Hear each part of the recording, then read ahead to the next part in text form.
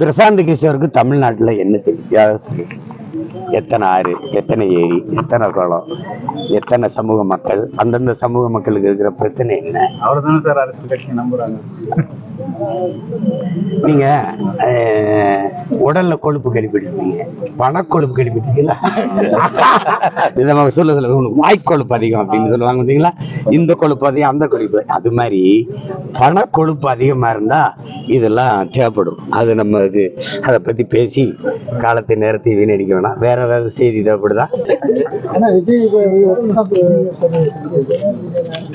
சந்திச்சிருக்காங்கன்னு உங்க செய்திகள் மூலமா பார்த்து இருந்தீங்க, சந்திச்சிருக்காங்க. எனக்கு அதுல எல்லாம் ஒரு இது இல்லை. அந்த வியூக வகுப்புகள் எல்லாம் எனக்கு பெரிய இது இல்லை. என் நாடு, என் மக்கள், என் நிலம், என் காடு, என் மலை, இதுல எதை எப்படி செஞ்சா சரி வரும்னு தெரியாத நான் அப்புறம் இந்த வேலைக்கு ஏன் வரணும்? நீங்க சொல்லுங்க.